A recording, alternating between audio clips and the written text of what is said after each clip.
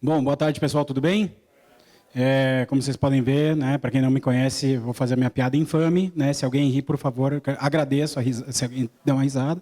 Mas o meu nome, para quem não me conhece, é Norbert, e para quem conhece também é o mesmo nome, não muda, é sempre o mesmo nome. Então, obrigado pelo sorriso de vocês. A DocuSign é uma empresa que tem mais ou menos 1.400.000 clientes no mundo, né, pagantes, empresas que pagam. A gente, dentro da Fortune 500, nós estamos basicamente em todas. 15 das 15 maiores instituições financeiras do mundo, 10 das 10 maiores farmacêuticas, todas as Big Techs todas as Big Techs são clientes de alguma forma nossos.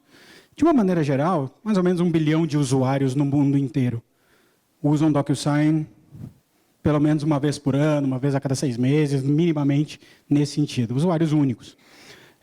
Mais de 1 trilhão de eventos. Quando você manda um documento para assinar, é um evento. Quando você assina o documento, é outro evento. Então, mais de 1 trilhão de eventos. Nós somos pioneiros nesse mercado de transformação digital de acordos, de contratos, há mais de 20 anos. Esse ano, inclusive, nós fechamos 20 anos no início do ano, março, abril. Então, a gente já passou desse marco de 20 anos nos contratos. E o nosso compromisso é transformar o mundo, transformar as interações de negócio, as interações comerciais, interrelacionais, por meio do processo de acordos, digitalizando esse processo, né, fim a fim. Se a gente remonta, não, acho que talvez tenha uma outra pessoa aqui deve ter usado mapa impresso. Você não usou. Você não usou. Um mapa impresso, né, no carro. Era uma coisa bem estranha, né? Você se sentia... Primeiro você olhava no mapa, falava, putz, é mais ou menos essa rota. Aí você se perdia. Aí você, como todo bom, né, ser humano do sexo masculino, você continuava no erro, para se perder um pouco mais. Até você achar o nome de uma rua.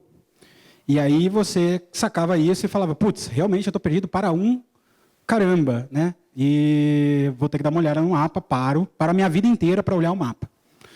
Depois, com o advento da internet, a gente entende que desenvolveu-se, vamos botar o mapa na internet. E vamos dar uma ideia, se você sair daqui e vai para lá, como que você faz? E vamos, né, descrever esses passos que você faz. E aí você faz o quê? Você imprime. Você imprime, põe no carro, leva junto, e aí você vai seguindo os passinhos ali, e tudo certo. Né? E como é a experiência hoje com Waze, Google Maps, Apple Maps, seja lá o que for que vocês utilizem?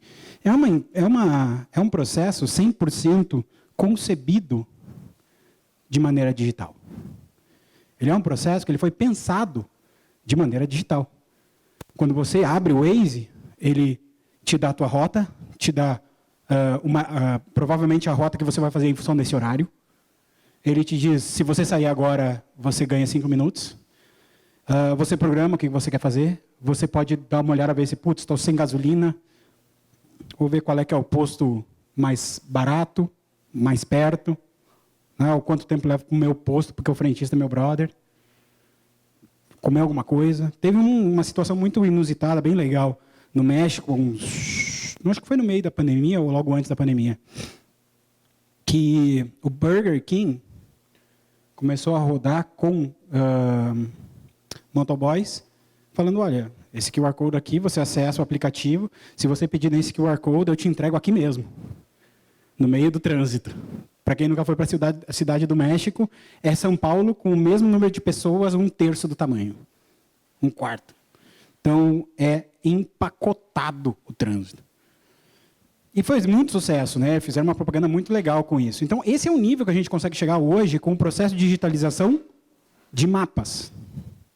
E por que a gente não faz isso também com o processo de acordos?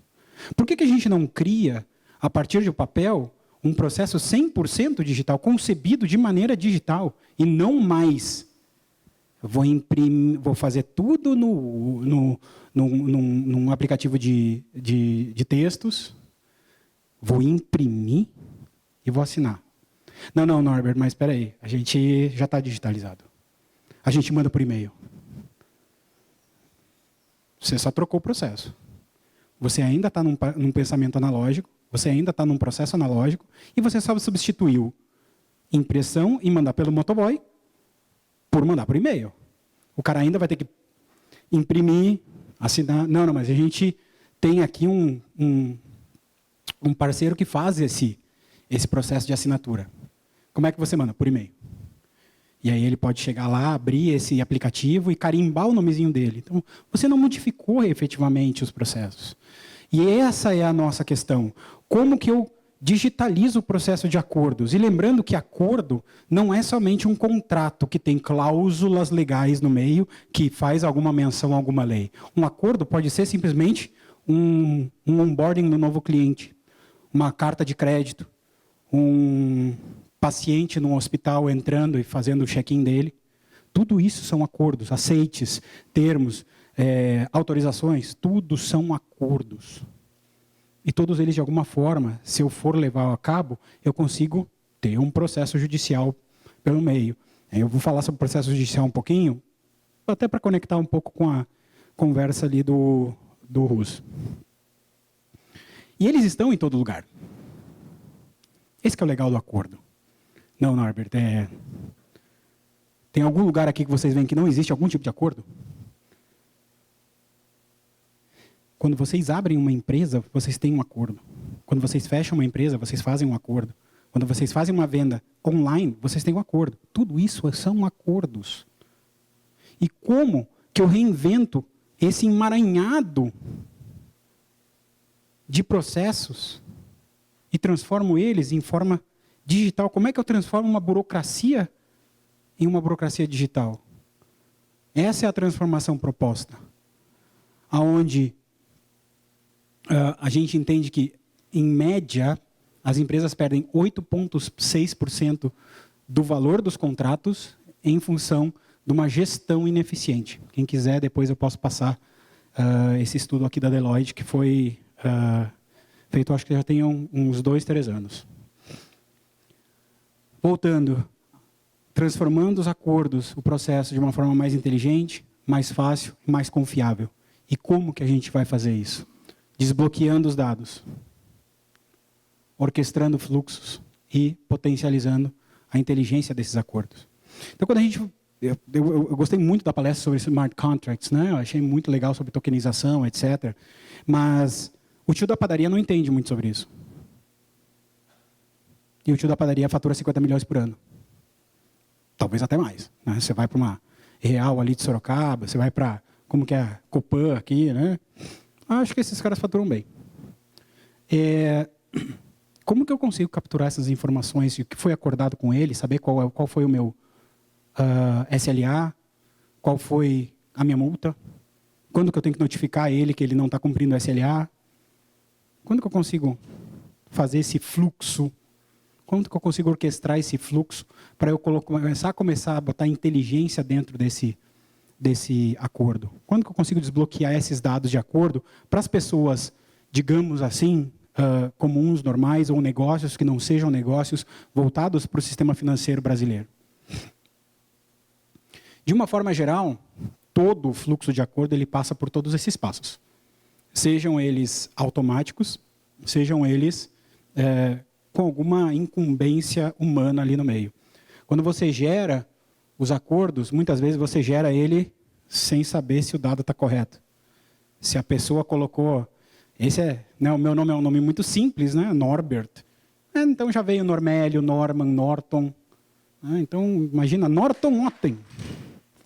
Nem o Coisa gostou muito dessa piada. Como que a pessoa vai conseguir atribuir o Norton Otten ao mesmo CPF que é o do Norbert? E como que ele vai conseguir corrigir esse erro? E se essa informação permear? Né?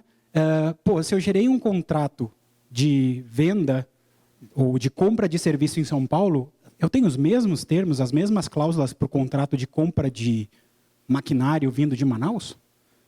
Um é 5 mil reais, o outro é 15 milhões? Será que os níveis de autorização são os mesmos? Será que a proposta de negociação é a mesma? Será que as minhas análises de negócio são as mesmas? Será que eu estou botando peso jurídico no momento de negociação, ou até de aprovação, que eu preciso ter? Né? Aí a gente começa a pensar, pô, certificado digital, né? Por que a gente não consegue explodir esse certificado digital para todos os meus funcionários do banco e eu não tenho mais processo trabalhista? Eu elimino o processo trabalhista praticamente. Por quê? Porque, de uma maneira geral, as cobranças que são feitas são quando ele diz, eu não fiz isso, eu não fiz aquilo, ou eu fiz tal coisa. Então, perfeito, eu tenho dentro de um processo um certificado digital ICP, e eu atrelo dentro desse processo esse certificado digital ICP, e eu elimino todo o ruído e o risco de todo esse processo dentro, de todo o processo dentro desse novo processo de RH. Quando eu vou negociar, nós temos em média, isso é um estudo global, em média, 4 versões por contrato. Isso é a média. 4 versões por contrato. Então, se a gente começa a pensar que tem muito contrato que a gente simplesmente assina e vai embora, imagina os contratos que precisam ser negociados, quantas versões efetivamente que eles têm para ter uma média de 4. Tem algum jurídico aqui? Todo jurídico lê todos os contratos que eles deveriam ler de forma completa e teor completo. Porque não tem uma ferramenta que aponte somente aquilo que foi modificado. E ele não tem como confiar nos editores de texto, porque facilmente você consegue bypassar aquele editor de texto. Na hora de assinar, será que eu estou pegando a assinatura correta? Será que eu estou pegando o nível de assinatura correta? Será que eu estou efetivamente agilizando o processo do cliente? Qual é que é o nível de fricção que eu quero nessa assinatura? Eu acho que foi, contrato de crédito de R$1.000. Cara, o custo disso daqui vai no risco. O contrato de crédito acima de 5 ou acima de 10, não, esse daí eu quero que o meu cliente, que é do banco, que eu vendi um certificado digital para ele, ou que eu simplesmente dei de graça para eu também ter um retorno em cima disso, eu quero que ele assine com aquele certificado digital que eu dei para ele. Né? E essa é a parte, para mim, que é a mais interessante. Como vocês executam os contratos? Você vai lá, primeiro você pede 17 vias para o cara assinar. Né? Porque cada uma vai para alguma área. Depois dessas 17 vias, o cara fazer 495 milhões de rúbricas, né? Porque precisa, porque não é um contrato eletrônico, não é um contrato digital, você deixa uma em cada departamento. Ou, não, Norbert, a gente já é digitalizado, a gente faz tudo isso por e-mail. E aí você dispara e-mail para todo mundo. Né? Com informações que talvez não deveriam estar ali para o cara que é do almoxarifado. Né? Quando você vai analisar esse contrato, você sabe que você precisa notificar aquela pessoa em tal data porque ela não cumpriu, ou aquele fornecedor porque ele não cumpriu com a SSLA. Está vindo do meu ServiceNow ali que a gente não cumpriu. Putz, vai lá, dá um jeito, né, corre atrás, agiliza, mas eu não notifiquei ninguém. Você já está fora do contrato. Né? Qual é a cláusula aqui? Levanta a mão aqui, quem sabe, de pelo menos um contrato que roda dentro da empresa de vocês, qual é a cláusula que representa 50% das negociações? Uma cláusula só, uma cláusula. Essa cláusula eu sei que representa 50% de todas as negociações que nós temos naquela área específica dentro da empresa.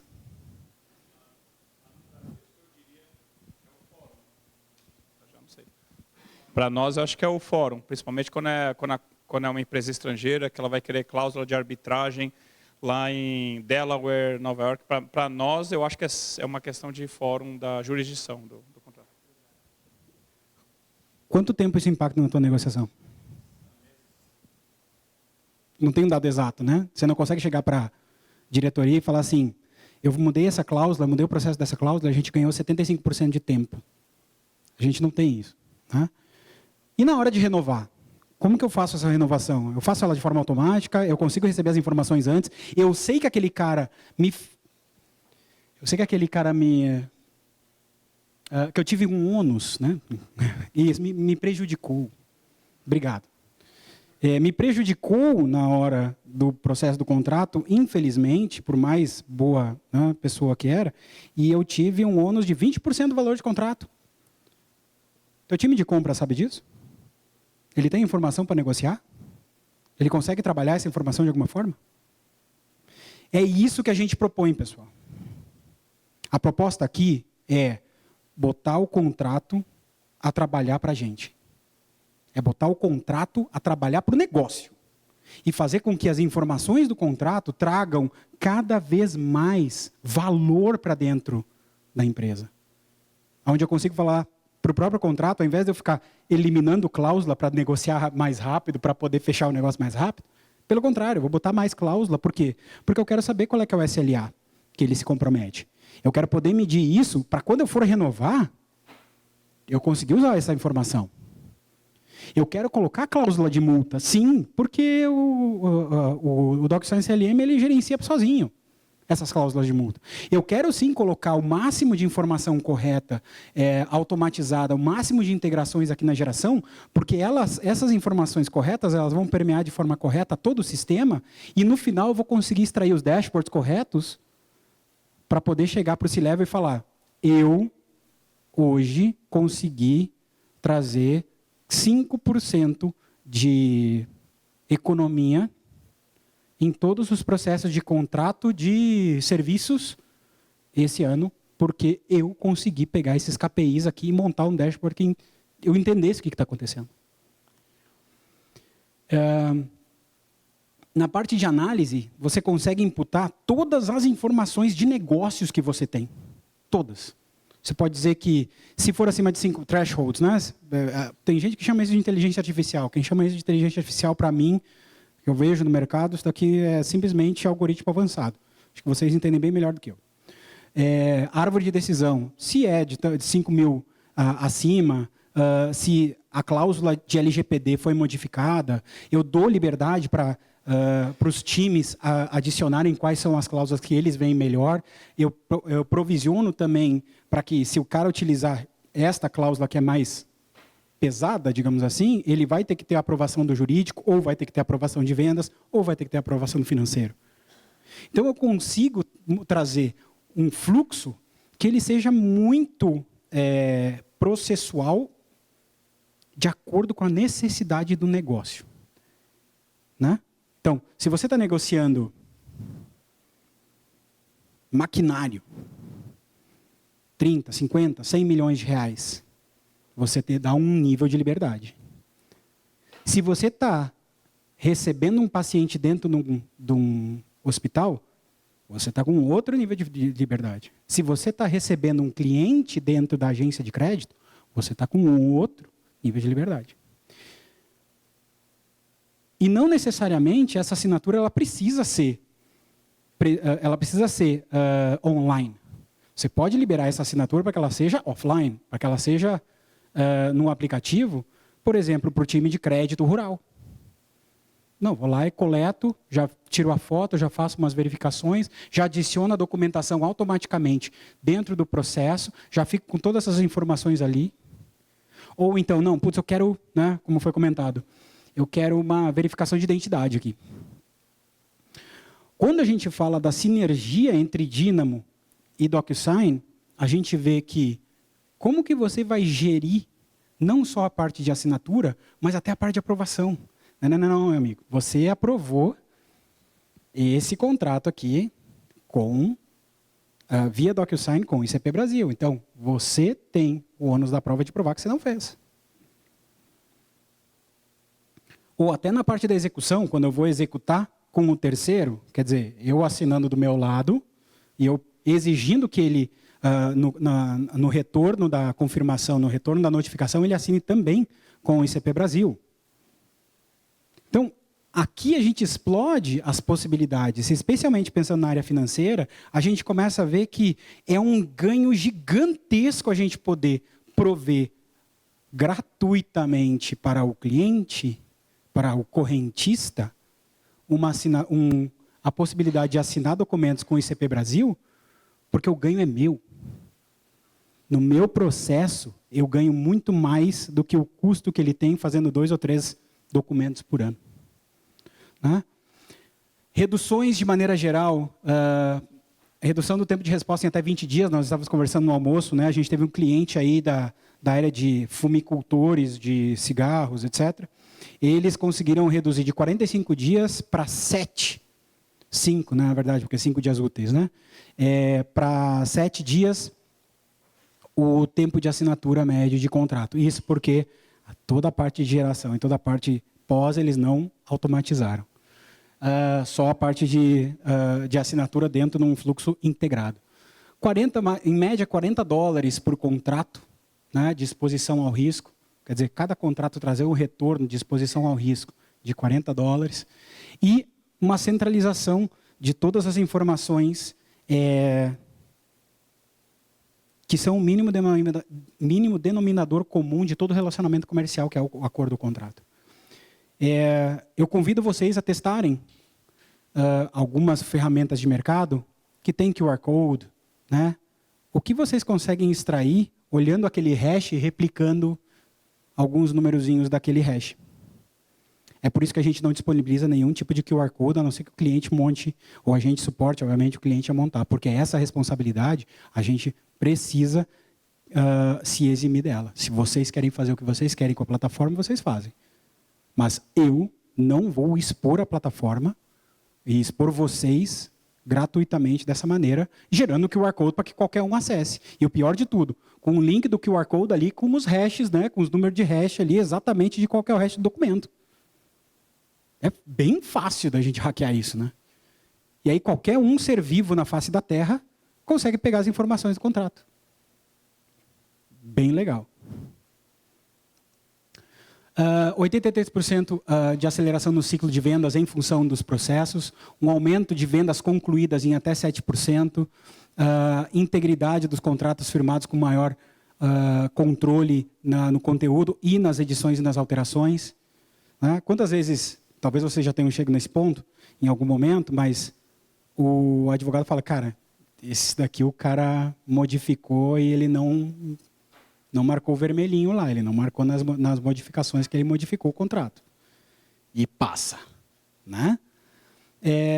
Redução no jurídico, uma eficiência na dependência com consultor externo de até 13% na eficiência jurídica. Então, a gente sempre fala muito do impacto do negócio, o impacto que a gente consegue trazer para o negócio. Né? Por isso que eu retorno na questão. A gente precisa ter, né, Zanini, a gente conversou no almoço, a gente precisa ter uma visão não só da tecnologia, mas do negócio e do impacto jurídico. Como que eu gerencio esse negócio pelo impacto jurídico? Né? O processo, de uma maneira geral, todo ele também pode ser gerenciado depois de implementado num aplicativo ou via mobile. A geração, a verificação de identidade, revisão, a assinatura em si, os fluxos automatizados, repositório seguro e os analytics. E, obviamente, a nossa parceria com a Dynamo, como eu comentei muito bem. Imagine que você tem um mundo de processos onde diretores, superintendentes, né, VPs, precisem assinar com certificado digital e você consiga integrar isso diretamente com a gestão de certificado digital que você tem lá no seu HSM. Hoje, a gente possibilita isso por meio de uma que nós chamamos de caneta, né, com a Dynamo. Você pode gerenciar todos os teus certificados digitais e ainda fazer um SSO com DocuSign, um SSO com Dynamo. Então, provavelmente o cara vai se autenticar uma vez por dia e tudo que ele tiver que assinar vai ser num clique. Ele entra, abre, olha o documento, assina. Abre o assina, já com certificado digital, sem precisar passar pelos processos de autenticação. Por quê? Porque ele já está em SSO dos dois lados.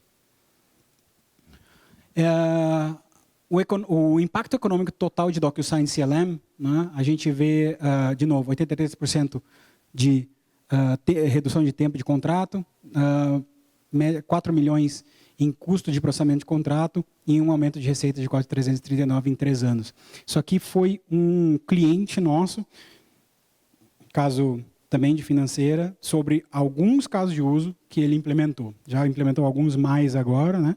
Mas esse foi foram alguns dados de impacto de um processo específico, de uma áreazinha específica dentro do cliente. SOC, ISO 27001, CSA, PCI DSS, né?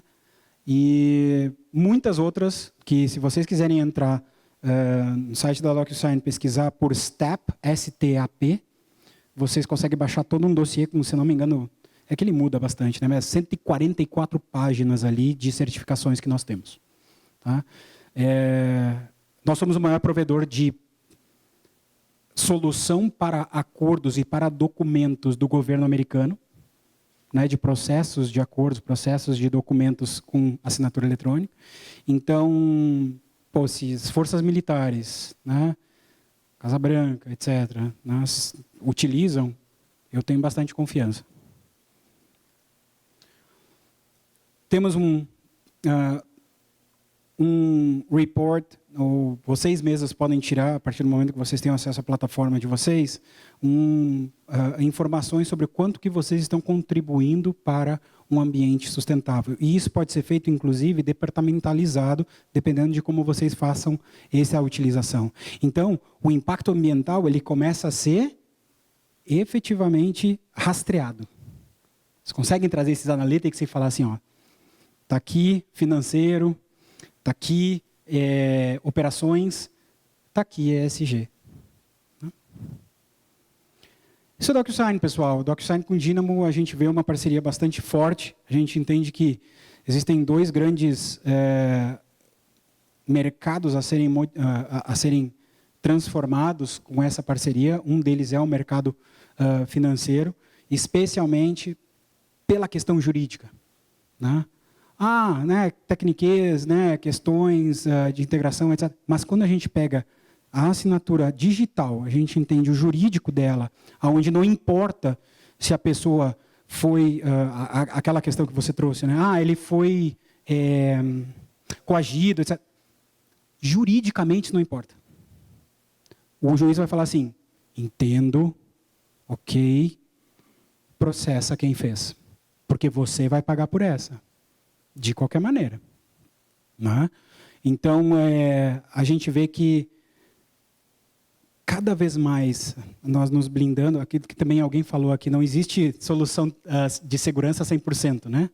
Mas cada vez a gente vai se blindando, né? Não só da parte técnica, da parte tecnológica, mas também da área jurídica, cada vez mais a gente consegue trazer mais valor para a empresa. Perfeito, pessoal? Não sei se... eu devo ter estourado tempo, porque eu sou o rei do estoura-tempo aqui, mas... Alguém tem alguma pergunta?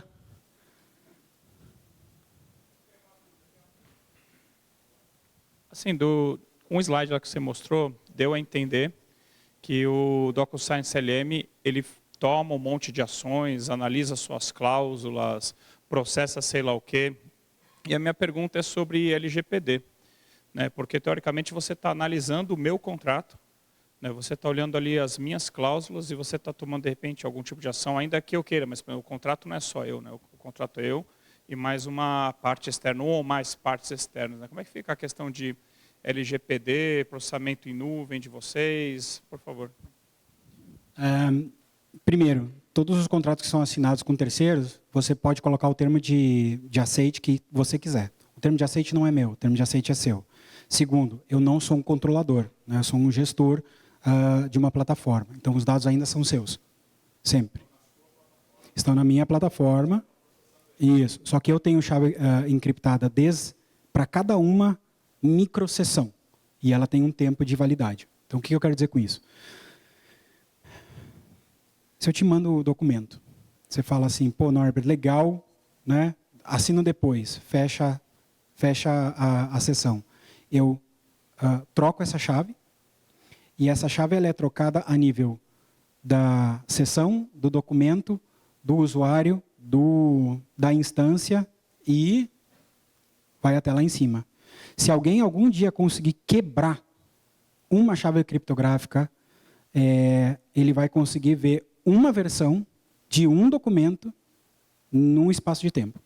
Ele não vai conseguir ver absolutamente mais nada. Honestamente, isso nunca aconteceu.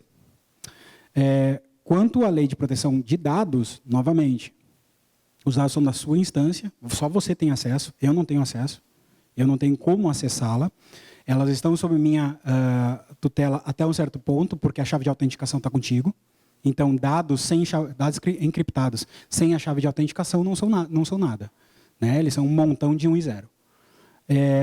E eu consigo, para qualquer contrato, de qualquer nível, e você consegue fazer isso por tipos de contrato, processos, etc., você captura o termo de aceite que você quiser antes da pessoa abrir o contrato. Né? Então, juridicamente e tecnologicamente, você vai estar bem suportado. As decisões de negócio continuam sendo suas.